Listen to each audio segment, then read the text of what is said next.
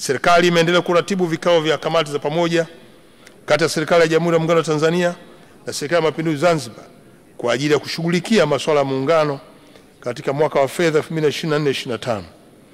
Vikao viwili vya kujadiliana masuala ya muungano vilifanyika, na kupitia vikao hivyo ilifanyika pia tathmini ya utekelezaji wa maagizo ya kamati ya pamoja kwa ajili ya kushughulikia masuala ya muungano.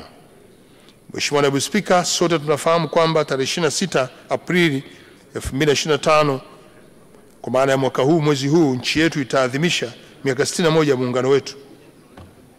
Maadhimisho haya, sherehe za muungano za mwaka huu, yatafanyika katika mikoa yote yakiongozwa na viongozi wakuu wa serikali. Viongozi hao pamoja na masuala mengine watajumuika na wananchi katika shughuli mbalimbali za maendeleo ikiwemo uzinduzi wa miradi ya maendeleo. Nitoe rai kwa wananchi wote kushiriki maadhimisho haya ili kuendelea kuenzi muungano wetu.